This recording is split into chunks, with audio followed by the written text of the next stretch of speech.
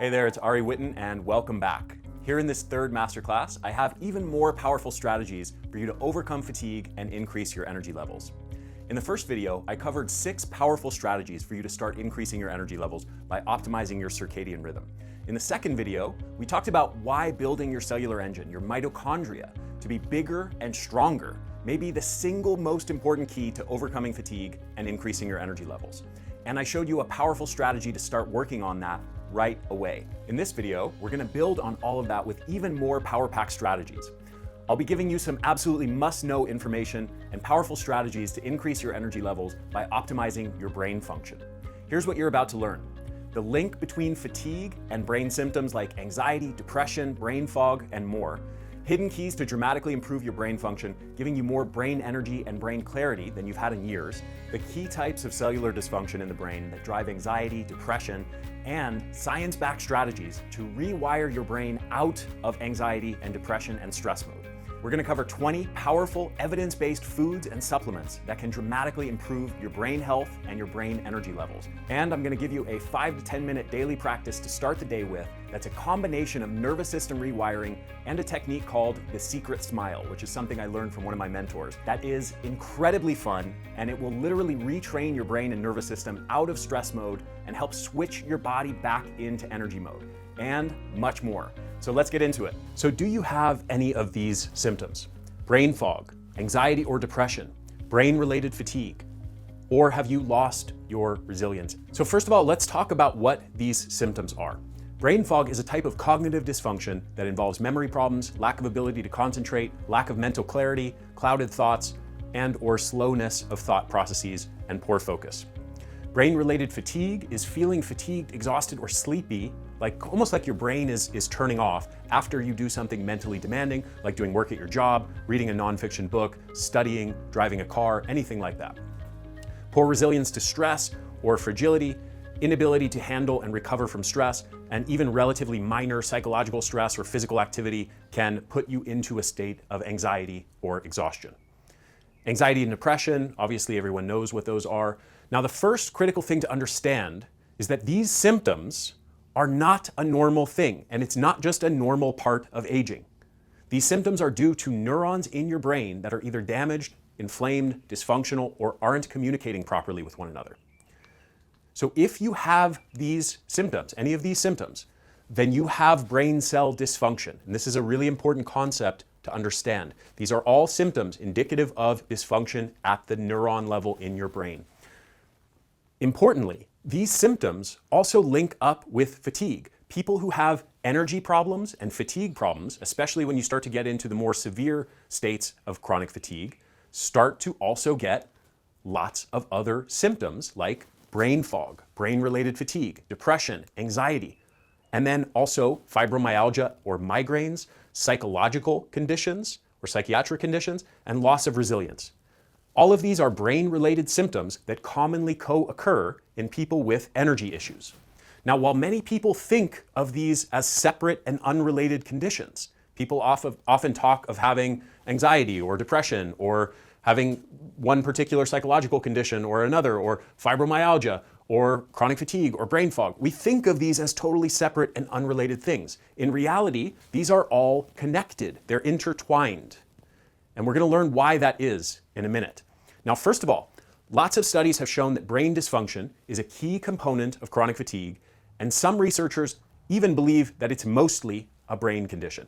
I personally think the brain is definitely involved. It's one key layer of the physiological dysfunction, but it's not just a brain condition by any means. I think the mitochondria and several other systems of the body are playing a key role. But the point here is that the brain is most definitely involved, and there's a number of studies that support these findings. So looking specifically at brain function and nervous system function in people with chronic fatigue, a lot of different studies have found a link here. Widespread neuroinflammation found in chronic fatigue syndrome. Japanese researchers assert that brain damage causes fatigue in chronic fatigue syndrome.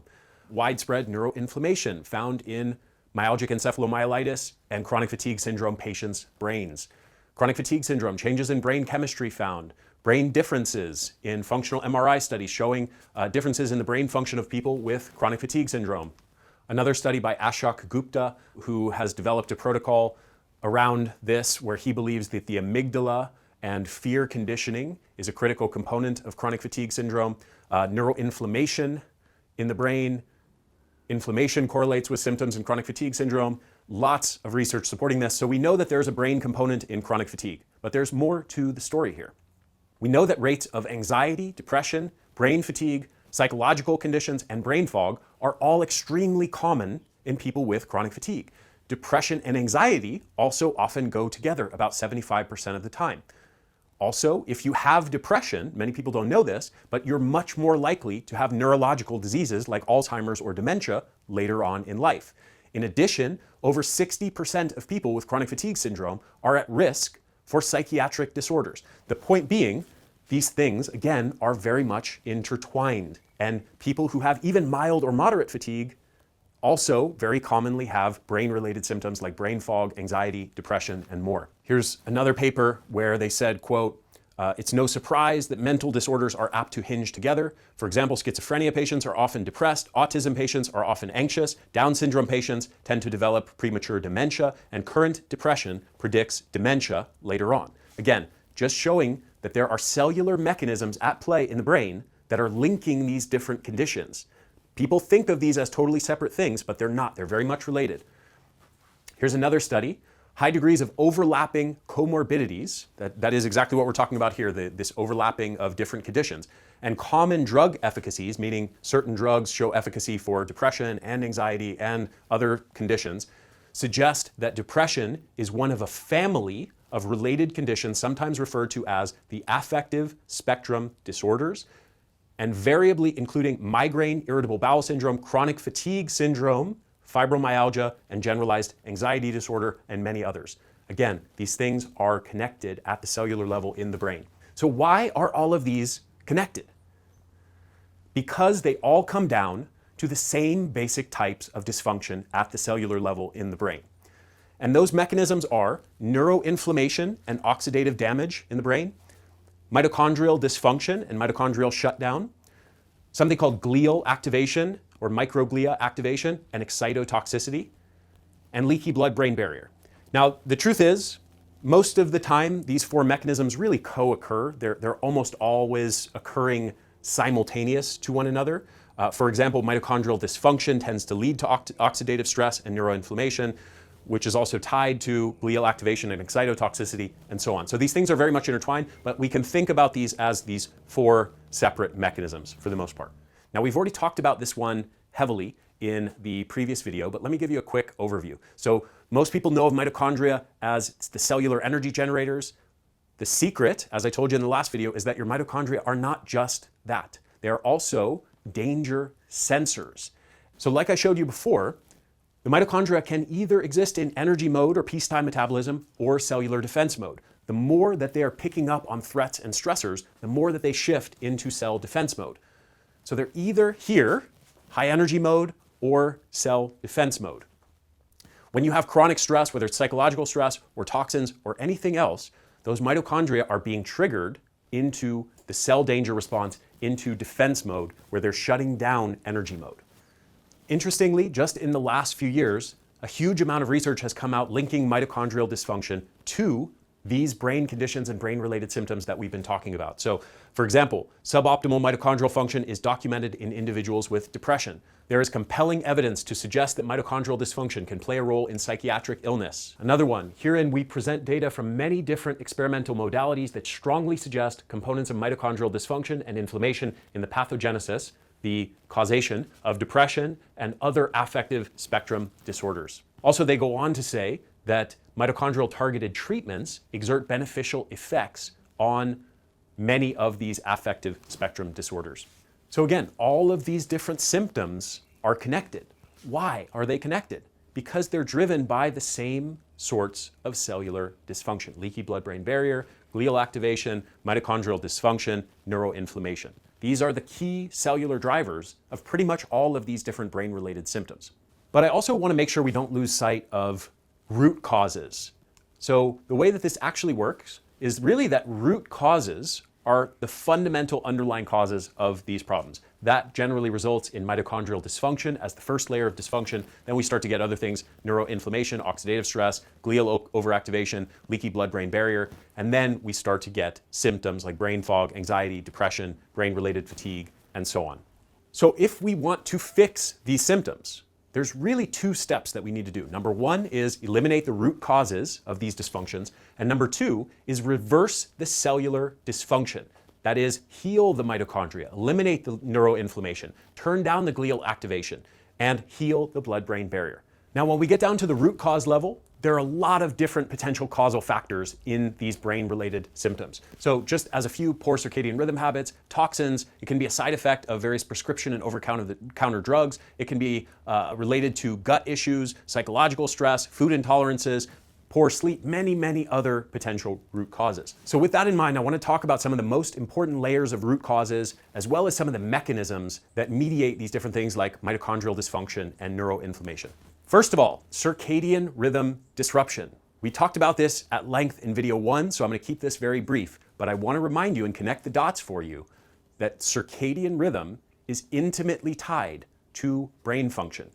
There are these 9 mechanisms that we talked about in video 1 about how a disrupted circadian rhythm can lead to fatigue and can also lead to mitochondrial dysfunction and neuroinflammation and these brain-related symptoms. A disrupted circadian rhythm is impairing all of these different mechanisms from doing their job, and ultimately you get mitochondrial dysfunction, neuroinflammation, oxidative damage, and so on. Lots and lots of different layers of cellular dysfunction that occur in the brain as a direct result of disrupted circadian rhythm.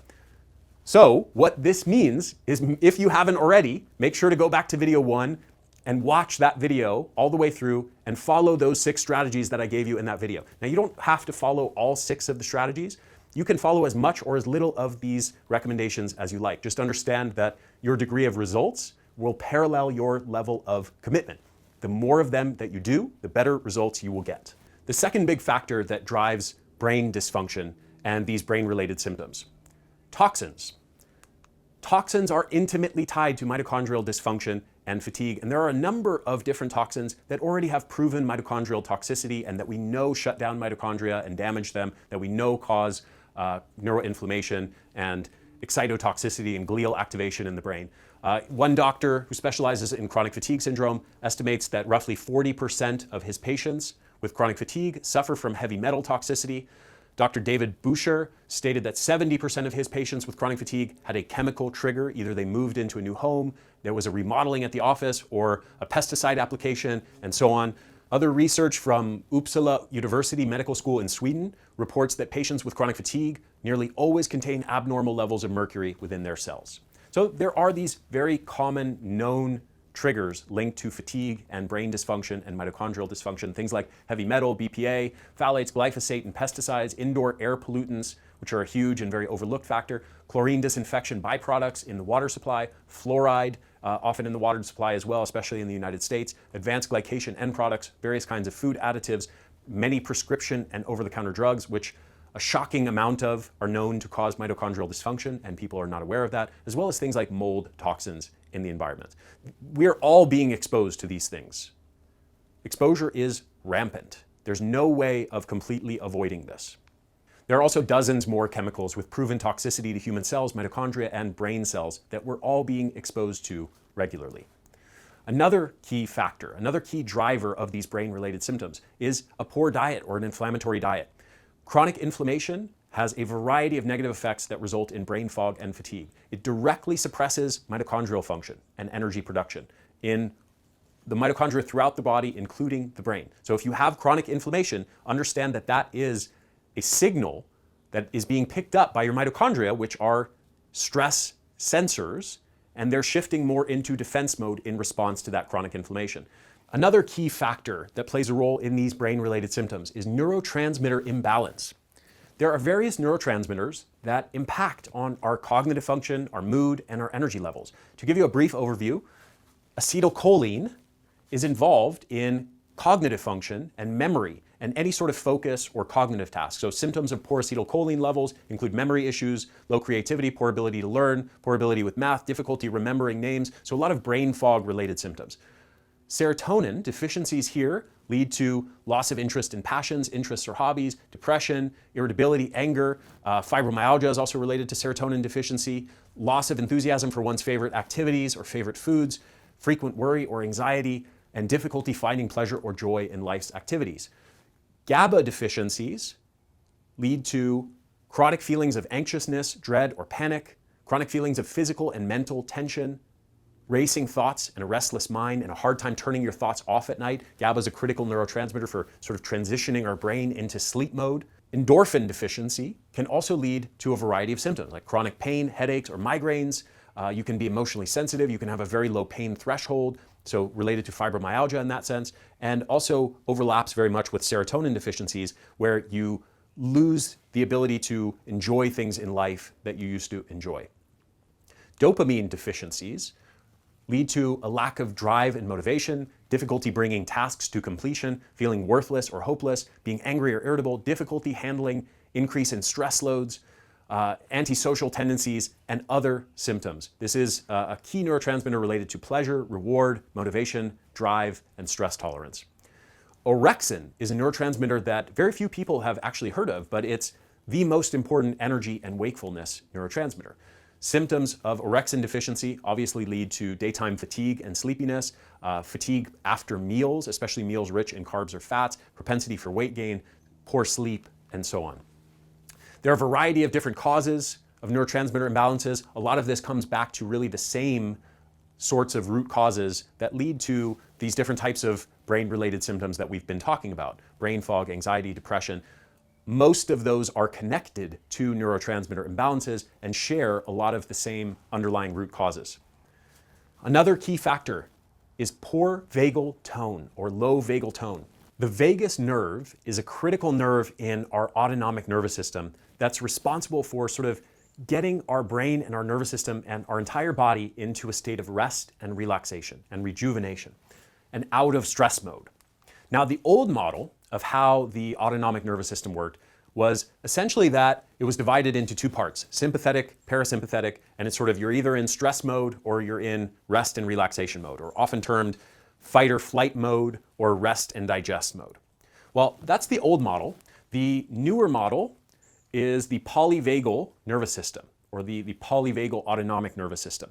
And this is primarily from a researcher named Stephen Porges, who's been doing work in this field for several decades, and there's many, many other researchers that have now gotten involved over the years. But basically, it's a more sophisticated model where the nervous system is not just simply something that's either in stress mode or rest mode, but the autonomic nervous system is a sort of threat sensor network. It's a network to detect what level of danger you are in. Are you safe or are you under threat? And in response to that, it regulates a number of key processes. So the way that this works in polyvagal theory is you have something called, I'm going to oversimplify it, but you have something called the ventral vagal system, the dorsal vagal system, and the sympathetic nervous system. So there's sort of three key aspects. The ventral vagal system is not just rest and relaxation, but is also a social engagement system. And it is associated with perceiving yourself as being in a safe environment. And this is associated with joy, being in the present moment, groundedness, engaging with others, smiling, literally affecting the expressions on your face and your ability to smile and make expressions that lead to positive social engagements, curiosity, openness, compassion, being mindful, etc. Okay, so that's ventral vagal dominance. And this is really where you want to spend the majority of your time. Then you can be engaged in a sympathetic dominance, where it's really that sort of classic fight or flight, and this engages the body in a stress mode state where you are mobilized to either fight or run away. And then there is this third situation where you have a dorsal vagal response, and in this situation, you get a freeze response. And this is associated with overwhelming stress or trauma. And in this situation, this is where we start to see, and this is where the polyvagal theory gets more complex than the simple stress versus relaxation model.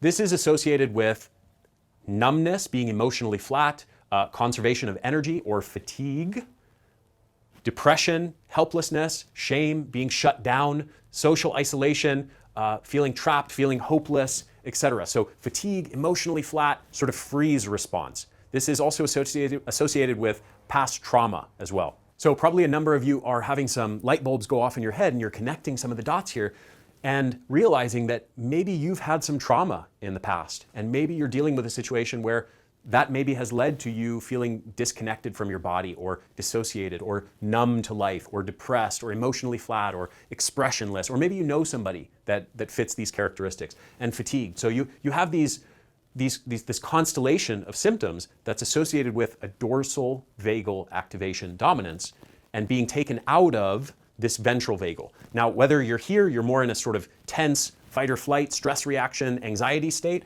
or you're here, you're more in a depressed, fatigued, emotionally flat sort of state. Either way, the goal is really to get back to here, to ventral vagal dominance, and get back to these sort of positive emotional states and ways of being in the world.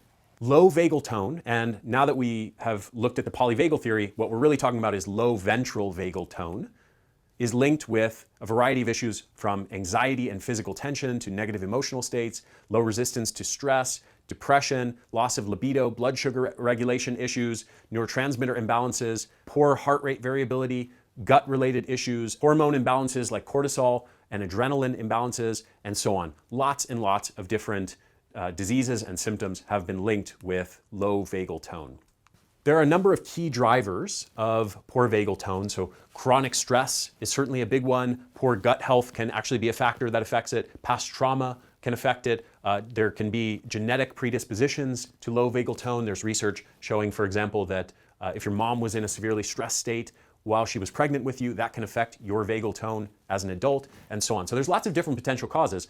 One interesting thing that I want to bring up, especially since we're talking about chronic fatigue, is that there is actually a personality trait that is strongly associated with fatigue and chronic fatigue syndrome, and that is self-critical perfectionism.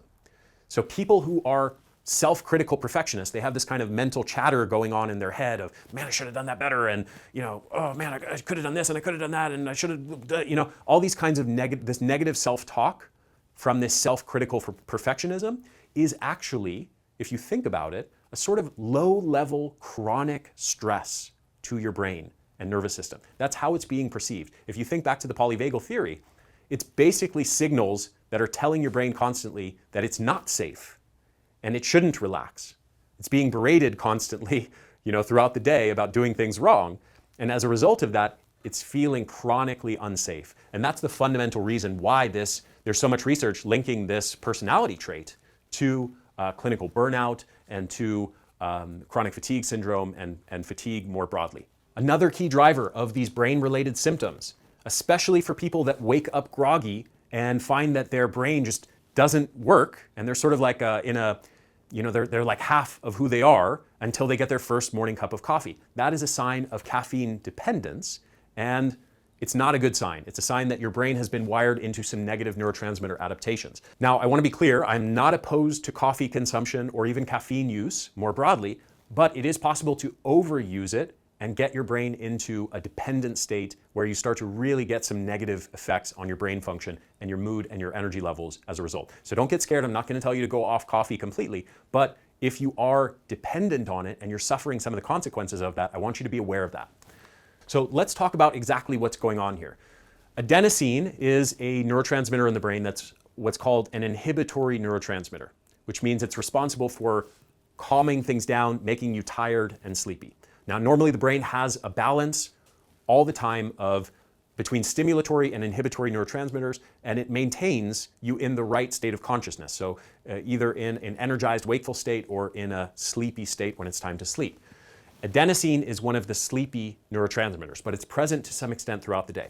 When adenosine hits these adenosine receptors on the brain, it triggers tiredness, low energy, or sleepiness. What caffeine does is caffeine actually hits these same adenosine receptors. The only difference is it doesn't trigger the same cascade that adenosine does. It just fits into the receptor and plugs up the receptor so that adenosine can't get in. So by blocking what is normally an inhibitory neurotransmitter that would decrease your energy levels, it creates an energizing effect.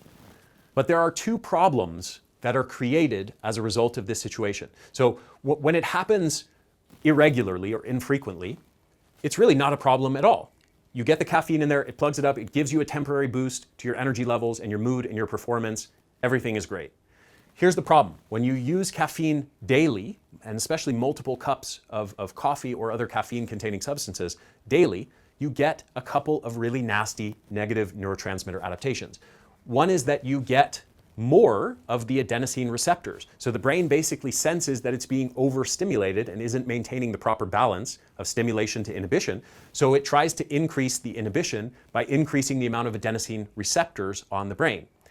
Now, here's the fascinating part. Many studies have now discovered that caffeine-related performance improvement, the boost that you feel from drinking coffee, is non-existent without a person going into caffeine withdrawal first. So here's what the study found. Appropriately controlled studies show that the effects of caffeine on performance and mood, widely perceived to be net beneficial psychostimulant effects, people perceive themselves to be getting a boost, are almost wholly attributable to reversal of adverse withdrawal effects associated with short periods of abstinence from the drug. Let me rephrase this so you get it. This is normal performance and energy levels of a person who is not on caffeine. So wanes a little bit, but let's say it's a flat line throughout the day. This is what happens when you put that person on caffeine. You get a nice boost to energy levels and mood, and then it goes back down. So this is the first little issue, which is just that there's a crash, there's a little dip in energy levels. But that's not the real problem. Here's the real issue. Most people think that their daily coffee habit is helping them function. They have the experience of waking up with groggy and not being energetic and being in a state of sort of brain fog, and then they have their coffee and they feel that it's like it switches their brain on, it turns their energy levels up, and they feel that boost. Well, here's the deceptive part, and the part that most people don't realize is happening. This is what happens when a person consumes caffeine every day in large amounts and becomes dependent on it. They don't go from normal to a higher level of function. They actually decrease their baseline level of energy and mood and performance. And then the boost that they feel, subjectively, that boost that they notice, is actually just taking them back up to what used to be their normal. And that's what that study was getting at. The boost that people feel, they said, is wholly attributable to the reversal of withdrawal effects. So what that means is when people become dependent on the substance, you get these negative neurotransmitter adaptations that lowers your baseline levels of energy and mood and performance. And then when you take the caffeine, it boosts you back up. It reverses the withdrawal symptoms. It reverses this negative effect, and you get back up to normal. So it's sort of like if you were to go out drinking and get hungover, you can cure a hangover by drinking more alcohol. You can get rid of those hangover symptoms by pouring more alcohol into your system. That's pretty much exactly what's going on with caffeine dependence. You're basically just constantly in a state of trying to cure your caffeine withdrawal symptoms by consuming more caffeine. So that was a very brief overview of many of the key root causes of these brain-related symptoms that we've been talking about: anxiety, depression, brain fog, brain-related fatigue. Now let's talk about how to actually fix this situation and eliminate these different types of brain dysfunction and get rid of brain fog, get rid of anxiety, depression, brain-related fatigue, and supercharge your brain energy levels. Strategy number 1, the neuroinflammation reset. So one of the key things that we're trying to do when we're fixing these brain-related symptoms is we're undoing the different kinds of cellular dysfunction that we talked about. So neuroinflammation and oxidative stress and excitotoxicity and glial overactivation and mitochondrial dysfunction. Neuroinflammation is a big part of that. So how can we turn off brain inflammation in a very powerful way? First, the foundation is an anti-inflammatory diet. If you're not eating a healthy diet, now is the time to start and get a lot of these proven beneficial phytochemicals in your diet with anti-inflammatory processes. Start consuming a lot more of those foods. Circadian rhythm and sleep also plays a huge role in neuroinflammation. Make sure you're optimizing your circadian rhythm habits. Again, follow those strategies we already talked about. Recharge rituals and vagal stimulation. We're going to talk more about that in a minute. Also, implement other powerful strategies to reduce brain inflammation, like red and near-infrared light therapy and meditation and yoga. Here's a selection of some of the most powerful foods, herbs, and supplements that have been proven to shut down neuroinflammation. So things like astaxanthin, sulforaphane from broccoli and broccoli sprouts, CBD, lion's mane mushroom, pomegranate, green tea polyphenols, bacopa, which is a wonderful herb with an amazing amount of research showing how it fights brain diseases and improves brain health. Alpha-lipoic acid, omega-3s like krill oil, curcumin, phospholipids, all of these things have amazing research to improve brain health, showing that they improve brain health and combat neuroinflammation. Just to give you a quick sampling of that, there are a number of papers showing that sulforaphane can powerfully improve brain health and combat neuroinflammation. Here's one titled Sulforaphane as a Potential Protective Phytochemical Against Neurodegenerative Diseases. Here's another one, Neuroprotective Mechanisms of Astaxanthin. Here's another one talking about the antidepressant effect of astaxanthin, and so on. Lots and lots of research on these different, what this study calls phytodrugs. Another one on Bacopa monnieri here, talking about the ability of it to safely enhance cognitive performance in the aging population, and so on. And this is just a small sampling. There's a huge amount of research on all those substances that I just covered and their ability to combat neuroinflammation. The next strategy is the vagal recharge. So we want to recharge that vagus nervous system. We want to send that signal to the ventral vagal, part of that polyvagal system, that we're safe and that we can take our brain and our nervous system out of chronic stress mode and put it into relaxation mode. And the way we do this is through something that I call recharge rituals and vagal nerve stimulation. Recharge rituals are the crux of rewiring your brain out of stress and fatigue mode. So again, this polyvagal system shows us that if we're more up here, if we have more of that dorsal vagal activation, depression, fatigue, shutdown, shame, hopelessness, feeling trapped, feeling unsafe, or we're in this sympathetic fight or flight state, either way, we want to get back down more to here in this ventral vagal dominance where we feel safe, socially engaged, we're curious, we're open, we're compassionate, we're joyful, we're in the present. This is where we want to be most of the time. So how do we do that? First of all, lower your sensory load. Here are some things that increase your sensory load. Always being on the go, doing things without taking breaks to recharge, listening to loud music while driving or exercising, getting involved in exciting, fast-moving or violent movies or games before going to bed, staring at a computer monitor for most of your workday, staring at the TV for hours, listening to overstimulating background music, being indoors under artificial light, especially fluorescent lighting, which flickers for most of the day. All of these things tax the brain and stimulate the brain and overstimulate the brain and subtly push you towards a chronically stressed state. How do we get out of this mode? Vagal stimulation is one of the absolute most powerful things you can do. Now, there are a wide variety of different things that have been shown to powerfully stimulate the vagus nerve. Meditation, singing or chanting, things like yoga and Tai Chi, positive social relationships, simply getting together with friends or family, laughing, smiling, joking around, having pleasant social interactions, that powerfully boosts your vagal tone. Deep, slow breathing, laughter, sun exposure, gargling or stimulating the gag reflex, laying down, and massage or foam rolling. Wide variety of different things that you can do here. Recharge rituals are basically combinations of these different strategies. Now, if you're freaked out by the term rituals, don't worry, you don't have to join a cult or anything like that. I just want you to start doing dedicated periods throughout the day where you do some of these different things in a very well-defined, systematic, organized, ritualistic sort of way where you do it every day at a particular time without exception. Now, there are 3 critical times, ideally, to implement these recharge rituals. One is the morning ritual, one is the pre-bed nighttime ritual, and then ideally also very brief rituals a few times during the day. Simply having a couple rituals every day where you do a few of these different things can make a huge difference in your brain health, your brain symptoms, your sleep, and your energy levels. So the last thing that I want to do is I want to give you a very simple practice that I want you to start doing every day. It'll take you about 10 minutes, maybe 15 minutes, depending on how long you do each part. I want you to start doing it every day. This little practice will supercharge your brain for the day ahead. It will help to reset your brain and your nervous system, take it out of chronic stress mode, put it into relaxation, rejuvenation mode, and dramatically improve your energy levels. Here's what it consists of.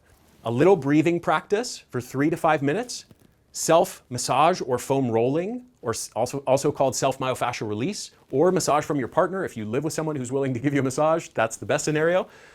Sing a song that you love. Okay? Now, this maybe sounds like a bizarre recommendation, but believe it or not, singing is one of the most powerful ways to stimulate that ventral vagal system get you into a state of relaxation and increase your vagal tone. Singing is one of the most powerful ways to take your brain and your nervous system out of stress mode. So I highly recommend that you sing a song, find a song that you love, sing it, and don't be shy. Don't be afraid to get goofy and get wild. The more that you can smile and laugh at yourself and have fun with the whole thing, the better it will be. The more you will take your brain out of stress mode. So find a song you love, pretend you're a rock star, go wild, do it every morning. The louder you sing and the more you get that vibration going in your vocal cords, the more you're going to stimulate that ventral vagal system. And then I'm going to give you something called the Secret Smile Meditation. This is something I learned from a couple of mentors of mine, and I'm going to do a specific variation for you. I'm going to record this variation, and that audio file is going to be down below this video. You can download it. It's a 5-minute practice that I want you guys to do every day, and it's going to absolutely supercharge your brain energy levels and your brain function for the day ahead. And it's also a really, really fun practice. I know you guys are gonna love it. I can't wait to share video 4 with you where I'll be taking you through the exact 6 steps of the Energy Blueprint system. So we just talked about supercharging your brain, and we talked about the importance of a few key things to rewire your brain out of fatigue and stress mode and into energy mode. Fixing your mitochondria, clearing out neuroinflammation, and activating your vagus nerve. Now, the secret smile technique I've given you is an incredibly powerful daily ritual to activate the vagus nerve and rewire your brain out of stress and anxiety mode into energy mode. Now, that by itself is massive in helping to rewire your brain. But also, I want to mention that, again, we've built the most powerful formula in existence for repairing, protecting, and activating your mitochondria to switch them out of defense mode and get them back into energy mode, and to build more mitochondria via mitochondrial biogenesis. That's our formula, Energenesis, which is simply the best mitochondrial supplement ever formulated.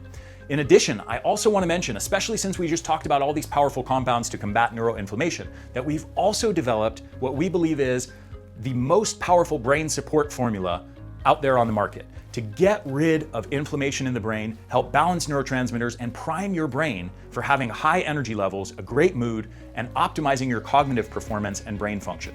This is not just another stimulant or caffeine-based quote-unquote brain supplement that gives you focus for a few hours. This is meant to actually fix cellular dysfunction in the brain, balance your neurotransmitters for mood and energy support, and to get your brain working again. It's got real doses of powerful brain-boosting compounds like lion's mane mushrooms and zogenol from pine bark extract, huperzine A, Bacopa monnieri, rhodiola rosea, polygala, choline, CDP, alpha-GPC, solbutamine, ginkgo biloba, saffron extract, the patented neurofactor extract, and agmatine. This formula is just packed to the brim with real doses of powerful, science-backed, brain-boosting compounds. You can learn more about both of those products I just mentioned in the links below this video. Okay, so I will see you in the next video where I'll be taking you through the exact 6 steps of the Energy Blueprint formula.